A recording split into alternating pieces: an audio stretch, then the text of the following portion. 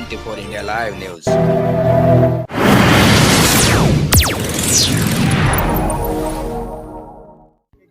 बघा आजची खास खबर 24 इंडिया लाईव्ह न्यूज आपला स्वागत आहे। धन्यवाद। कुठली याचिका परत घेतली आहे हे एकदा आपण सगळ्यांनी बघितलं पाहिजे। न बघताच याच्यावर कमेंट करणं योग्य नाही आहे। या संदर्भातली जी याचिका मागे घेतलेली आहे ती याचिका तशी इन्फ्रॅक्च्युअस झालेली होती। याचं कारण असं होतं की त्यांनी जी काही परवानगी मागितली होती ती ऑलरेडी कोर्टाने दिली होती आणि कोर्टाने परवानगी जी दिलेली होती ती परवानगी देऊ नका अशी याचिका होती। त्याच्यामुळे ती याचिका इन्फ्रॅक्च्युअस होती। दिशा सालियन प्रकरणामध्ये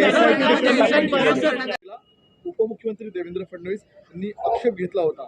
तसेच गोखले इन्स्टिट्यूट यांच्या मार्फत हे काम केले गेले पाहिजे, तर मराठा समाजाचा संक्षिप्त सर्वेक्षण करावा, व्यापक स्वरूपात सर्वेक्षण होऊ नये, जेणेकरून सर्वेक्षण लवकर होईल असं फडणवीस यांचं म्हणणं होतं।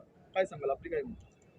असं आहे की मागच्या काळामध्ये जेव्हा राज्य मागासवर्ग आयोग तयार झाला त्यावेळी तेव्हाच्या 3 पॉलिटिकल पार्ट्यांनी आपल्या कार्यकर्त्यांना आयोगाचं सदस्य केलं।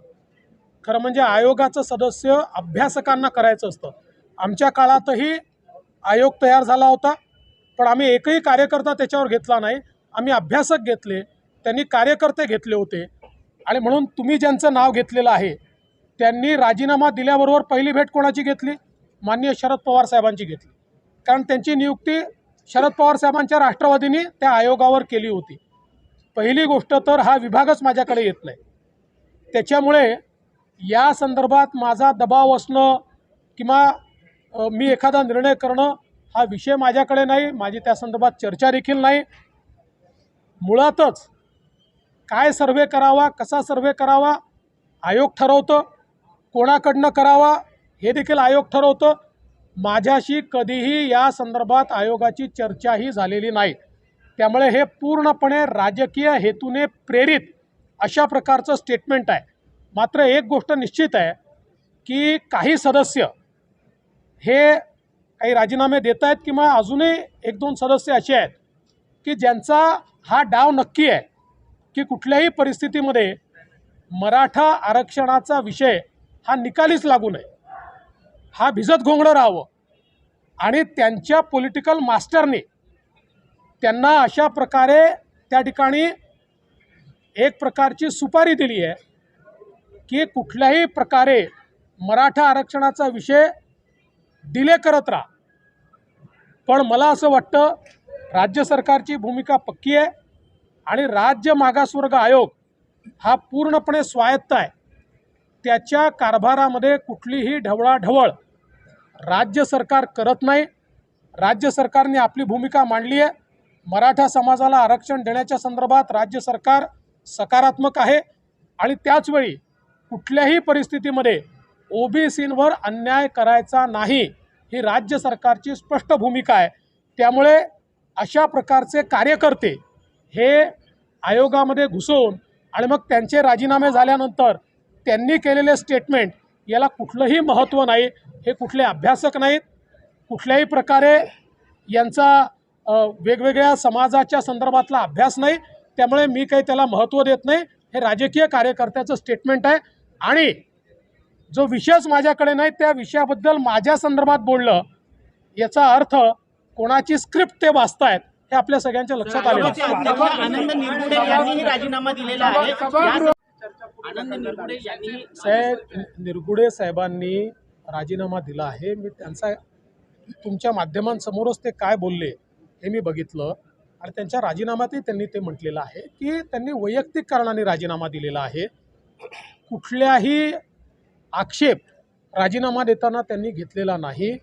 किंबहुना आमची अशी अपेक्षा होती की त्यांनी अधिक काळ काम केलं पाहिजे, ते उत्तम काम करत होते, परंतु त्यांनी वैयक्तिक कारणाने राजीनामा दिला आहे। आम्ही तर त्यांना हे सुचवलं होतं की आपण अन्य कुठली जबाबदारी घेऊ शकलात तर ती जबाबदारी देखील आपण घ्या, पण शेवटी ते त्यांच्यावर आहे। त्यांनी कुठलाही आक्षेप आपल्या राजीनाम्यामध्ये घेतलेला नाही। मागच्या अधिवेशनामध्ये मागणी झाली होती, त्या संदर्भात शासनाने आपली भूमिका सांगितली होती की जे काही पुरावे आलेले आहेत ते आम्ही तपासून बघू आणि त्या संदर्भात आम्ही पोलीस विभागाला सूचना करू तशा प्रकारच्या सूचना केल्या आहेत. मुंबई महानगरपालिकेसाठी ऑडिट नेमण्यात आलेला होता. मुंबई महानगरपालिकेसंदर्भामध्ये ऑडिट जे आहे ते नेमण्यात आलेलं आहे. त्यामुळे कुठेतरी विरोधक म्हणतात की भाजप देखील आमच्या सोबत होतं 25 वर्ष. असं आहे, आता ऑडिटच्या संदर्भातली आत्ता माझ्याकडे माहिती काही नाही आहे, पण मुंबई महानगरपालिकेमध्ये 25 वर्ष महापौरही शिवसेनेचा आणि स्टँडिंग कमिटी चेअरमनही शिवसेनेचाच होता. की मागच्या सरकारने निर्णय केला होता उद्धव ठाकरेंच्या की वैधानिक विकास मंडळ आम्हाला नको आहेत, त्याला आम्ही मुदतवाढ देणार नाही, त्यामुळे ते लॅप्स झाले. आमचं सरकार आल्यानंतर आम्ही त्या संदर्भातला निर्णय घेतला. निर्णय घेऊन तो आता केंद्र सरकारकडे गेला आहे. त्याची एक प्रोसेस आहे, राष्ट्रपती त्याचं नोटिफिकेशन काढतात, प्रोसेस चाललेली आहे. शरद पवार साहेबांना वाढदिवसाच्या नेहमीच शुभेच्छा आहेत आणि मला असं वाटतं की शेवटी ते महाराष्ट्रातले एक ज्येष्ठ नेते आहेत, आमचे वैचारिक विरोधक आहेत, त्याच्यामुळे निश्चितपणे त्यांच्या वाढदिवसाच्या शुभेच्छा आहेतच. शरद पवारांचं चेला ऑडिटच्या मुद्द्यावरून उद्धव ठाकरे असं म्हणतात की पुणे महानगरपालिका, पिंपरी चिंचवड, नागपूर, ठाणे, कल्याण, डोंबिवली या सगळ्यांचं ऑडिट करा आणि गेल्या 1.5 वर्षात काय झालं याचंही ऑडिट करा. ऑडिट सगळ्यांचं होतच असतं. CAG सगळ्यांचं ऑडिट करतं आणि त्याचा रिपोर्ट हा या ठिकाणी सादर होतो. केवळ एवढंच आहे, कफन घोटाळा, खिचडी घोटाळा, रेमडेसिवीर घोटाळा, हे सगळे घोटाळे कुठे झाले? हे मुंबई महानगरपालिकेत झाले. त्यामुळे स्पेशल ऑडिट हे मुंबई महानगरपालिकेचं होईल. खरं म्हणजे मला तर आश्चर्य वाटतं की इतके घोटाळे झाल्यानंतर देखील हे तोंड वर करून बोलतातच कसे हो? काय आश्चर्य ना. ऐसा लगता है कि भारतीय जनता पार्टी में कोई भी बात सोच समझकर होती है. एक सामूहिक निर्णय की प्रक्रिया है, उस प्रक्रिया के तहत निर्णय लिए जाते हैं और भारतीय जनता पार्टी के कार्यकर्ताओं के लिए ये एक जिम्मेवारी होती है. तो जिम्मेवारियां बदलती रहती है, कभी किसी कार्यकर्ता को कोई जिम्मेवारी मिलती है, कभी किसी कार्यकर्ता को कोई जिम्मेवारी मिलती है. मैं आज के समय इतना ही कहूँगा, जो हमारे तीनों मुख्यमंत्री यहाँ पर बने हैं उन तीनों को मैं बहुत बहुत बधाई देता हूँ.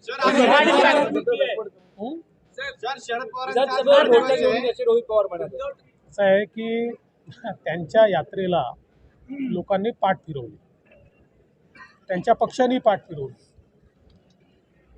पूर्ण यात्रेमध्ये आपल्याला कल्पना आहे, गावचे माणसं त्यांना फिरवावे लागले तरी माणसं आले नाहीत. त्याच्यामुळे थोडं फ्रस्ट्रेशन असेल, फ्रस्ट्रेशनमध्ये बोलले असतील, आपण फार गंभीरतेने घेऊ नये.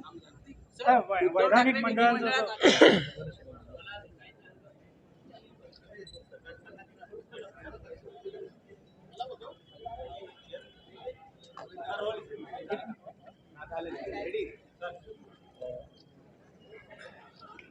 जुन्या पेन्शन योजनेच्या मागणीच्या संदर्भात आज मोर्चा देखील निघाला होता आणि या संदर्भात ज्या काही आमच्या कर्मचारी संघटना आहेत यांनी 14 तारखेपासून आम्ही बंद करणार आहोत अशा प्रकारची एक नोटीस देखील दिली होती. त्या संदर्भात आज सभागृहामध्ये देखील आम्ही त्यांना आश्वस्त केलं आहे की जी समिती आपण तयार केली होती त्या समितीचा अहवाल नुकताच आलेला आहे आणि आता त्या अहवालावर राज्य सरकारची भूमिका आणि कर्मचारी युनियन्सची भूमिका या संदर्भातल्या चर्चेचे काही त्या ठिकाणी फेऱ्या कराव्या लागतील आणि त्यानंतर त्याच्यावर अंतिम निर्णय घेता येईल. त्याचवेळी केंद्र सरकारमध्ये देखील या संदर्भात केंद्राने एक समिती तयार केली आहे आणि तिचाही निर्णय लवकरच अपेक्षित आहे.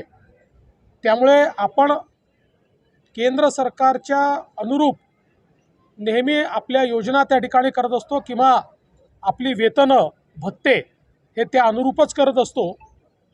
त्यामुळे आम्ही कर्मचारी संघटनांना या ठिकाणी आव्हान देखील केलेलं आहे की अशा प्रकारे त्यांनी संप वगैरे करू नये, तर जो काही अहवाल आला आहे त्या अहवालाच्या आधारावर चर्चा करून त्याचे पुढचे निर्णय कसे होतील हा प्रयत्न त्यांनी करावा.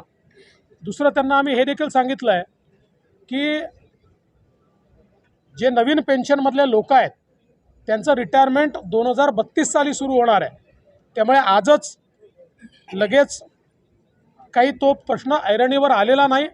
तथापि त्याच्यावर लवकर निर्णय घेण्याची राज्य सरकारची भूमिका देखील आहे, मानसिकता देखील आहे.